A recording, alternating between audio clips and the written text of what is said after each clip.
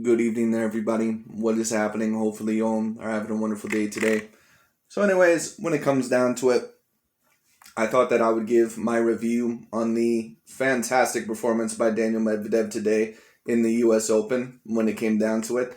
For those of you overall that don't know, Daniil Medvedev became overall this year's U.S. Open champion and ended up defeating Novak Djokovic surprisingly in three straight sets in this game overall. And I'm sure there's a certain amount of people who are very, very happy because, like I said, the majority of tennis fans out there, they don't really like Novak Djokovic that much. And for whatever reason, they don't see him as humble or whatever it is. They see him as very arrogant and cocky for whatever reason. And I've never really seen that side of Novak Djokovic. Actually, to be quite honest with you, if we're really talking about that persona out of any of the big three, I would say Roger Federer actually would have that persona out of the most out of the big three. If you've seen some of his interviews, especially from the early 2010s, like when he said that one return that Novak Djokovic got in the U.S. Open tournament when that he got over Federer in that game that Roger Federer choked against Novak Djokovic. A lot of you may remember when he said that was a lucky shot and all this sort of stuff. Roger Federer has been known sometimes for his unsportsmanlike conduct, but it's not really as mentioned as much because, once again, Novak Djokovic, he's not nearly as universally liked as Roger Federer or Rafael Nadal, and he's never going to be. And that's not really an issue. It is what it is. Sometimes when you're a worldwide athlete or sometimes when you're an athlete overall that is an all-time great for your sport, you're not going to be as loved as some of the other athletes around you. Take a look at boxing, for example. I do a bunch of boxing videos, a lot of the times. And Floyd Mayweather Jr. was the best and the greatest boxer of the 2010s. But yet he is never going to be as admired as a Manny Pacquiao was because the media had a certain amount of Manny Pacquiao's back for a certain amount of years, and they were really trying to degrade Floyd. They were really trying to spread a certain amount of narratives about him. And don't get me wrong, I'm not saying that Floyd Mayweather is a perfect person. But what I am saying is this: he was a very, very excellent fighter. And if we're going to judge things logically and objectively, Floyd Mayweather Jr. very clearly was the greatest fighter of his day. And I don't even really think that that's debatable. Some, of course, would debate Manny Pacquiao. I personally would say that it clearly is Floyd Mayweather Jr. And when you talk about tennis, especially for the 2010s and especially for their generation, I think Novak Djokovic very clearly is the greatest of his generation. I very clearly think so. And a certain amount of people after this loss, they may disagree. They may say, oh, well, he just lost today. How can you say that? Well, Novak Djokovic, compared to Rafael Nadal and compared to Roger Federer, when we talk about his winning percentage, when we talk about the amount of wins that he has over them, when we talk about a certain amount of the attributes that he has over them, and Novak Djokovic, he may not even be the best athlete out of all of them when it comes down to it, and that's what makes his accomplishments also so special as well when it comes down to it. Novak Djokovic is not necessarily, excuse me, he's not necessarily a LeBron James type of athlete. And what I mean by that overall is that, well, let me say this. Novak Djokovic is a very fantastic athlete for tennis, but some could debate overall that Roger Federer during his prime and Rafael Nadal during his prime, that they were even better athletes overall than Novak Djokovic. Novak Djokovic is not someone overall that has the hardest hits. He's not someone overall that can hit as hard as Stan Wawrinka. He's not someone that I believe at times can even hit as hard as Rafael Nadal or Roger Federer around their same power. But you could argue if you wanted to, maybe that Rafael Nadal and Roger Federer at times could have even a little bit more power in their shots than Novak Djokovic. But Novak Djokovic is very, very sharp. He's a very smart player. And overall, he can contribute, to them with power.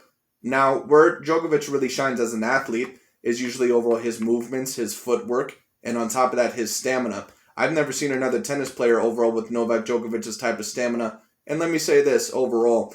Excuse me. I apologize. But anyways, when it comes down to it, what I will say is this. Today in the U.S. Open, do I believe that Novak Djokovic's legs, do I believe that they were a little bit tired? I think maybe you could argue that. Maybe you could argue that, it was a little bit of a tough draw. He faced Matteo Berrettini, he faced Zverev, and he faced some very, very good, very, very challenging early beginning players. Daniil Medvedev did not really have a super duper tough draw. But I'm not really someone overall that judges someone overall by the draw, because at the end of the day, it's kind of like the NBA Finals with LeBron James. If you take a look at him, you can go ahead and make it out of the Eastern Conference all you want to, but can you beat that tough team from the West? Now, sometimes exhaustion certainly can play a role when it comes to a matchup like that. But there's a reason why LeBron James has 4 NBA championships out of his 10 finals appearances, and why someone like Novak Djokovic, out of his 31 Grand Slam appearances, has 20 Grand Slams. Because Novak Djokovic overall is one of the all-time great athletes. And Novak Djokovic overall, what I will say is this. Do I believe that a part of the pressure got to Novak Djokovic today? Absolutely, yes, I do. And I think we've seen that a little bit in the Olympics. I think we've seen that a little bit in the U.S. Open. You know, there's certain athletes overall out there that, you know, when they feel that the world is against them, that's actually when they usually shine the best. It's actually usually when they perform the best. And I know overall that type of mindset because that's the type of competitor that I am. When I'm not expected to win something overall, or when I feel overall that, you know, I'm disadvantaged in an area, that's actually usually when I perform best. There's certain people overall that, you know, they actually say, hey, I may lose this match, or hey, I'm in a disadvantage. So all the pressure is pretty much off me when it comes down to it, and all the pressure is on my opponent.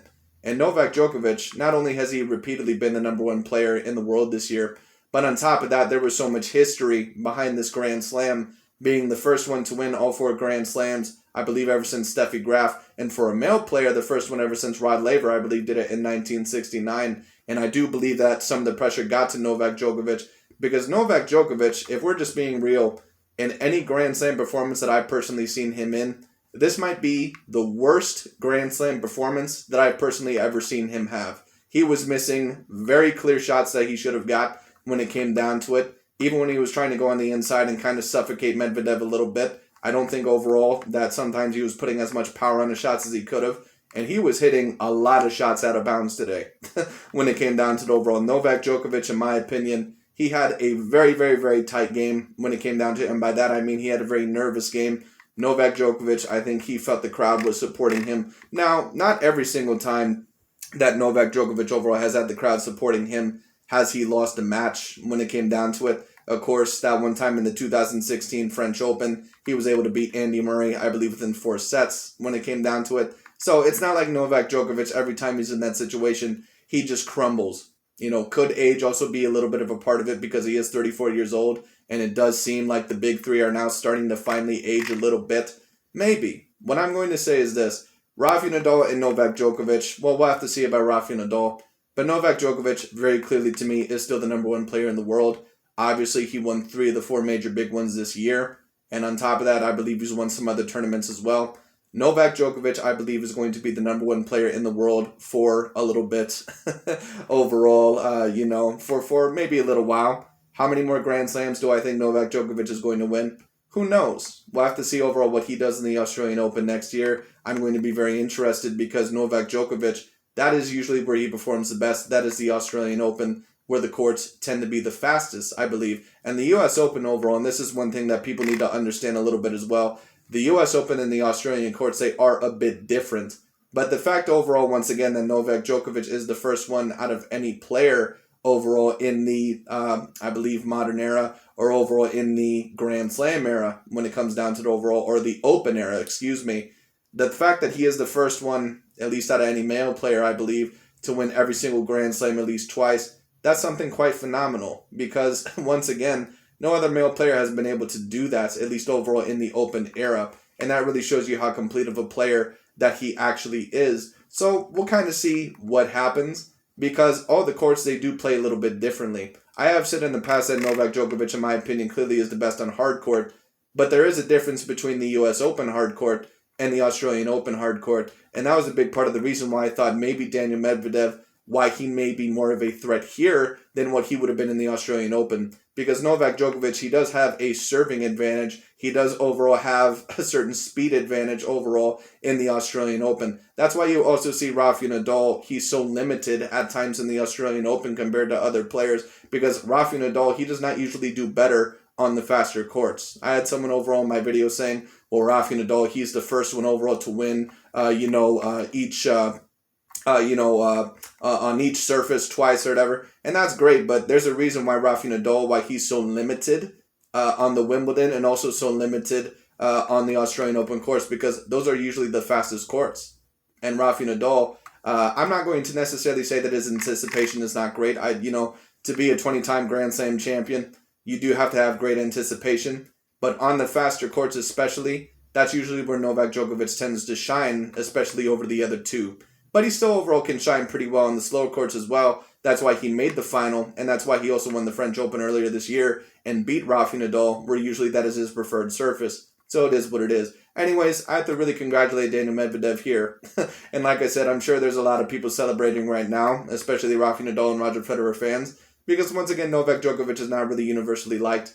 But it doesn't really matter when it comes down to it. Once again, I'm a very logical and objective person. In my opinion, would I still rank Novak Djokovic as the greatest men's tennis player that I've seen, or actually probably the greatest tennis player that I've ever seen, period? Yes, certainly. I certainly overall would rank him there. And if you don't want to debate him as the greatest men's tennis player of all time because you don't want to compare him to those of Rod Laver or Pete Sampras or certain guys like those, no problem at all. But when we talk about the comparison between him, Roger Federer, and Rafa Nadal, unless Rafa Nadal were to come later on and win more Grand Slams, I don't see how either of them can really surpass Novak Djokovic. It would be very, very interesting, but we'll see what happens. In my personal opinion, Roger Federer, he's pretty much done winning Grand Slams. Rafa Nadal, we'll have to see what happens. I believe that he just had surgery on his left foot, so we'll have to see overall what happens with that. I believe he was even having problems with that a little bit earlier this year, so we'll see what happens.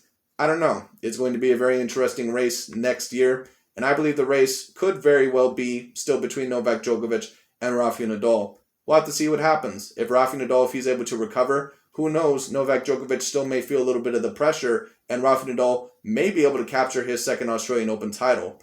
And that would be very, very, very interesting. So we'll see what happens. Anyways, that's really about it for today. Thank you so much for watching. You have to congratulate Daniil Medvedev on a phenomenal performance. And let me say this.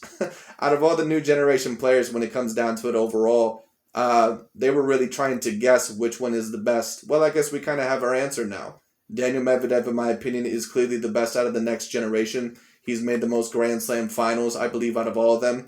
And on top of that, he really seems to be the most talented and the most skilled and also have the greatest court coverage out of all of them. Daniil Medvedev really is a spectacular player, and I do believe overall that he is going to win multiple Grand Slams in the future. If Daniil Medvedev continues on this streak, I do believe overall that there's an opportunity that he can at least win 10 to 12 Grand Slams, and some may see him winning possibly even more. I don't know if there's going to be another Grand Slam player that's going to win 20 Grand Slams in quite a while, especially because it was so shared between Djokovic and Nadal and Federer for so long.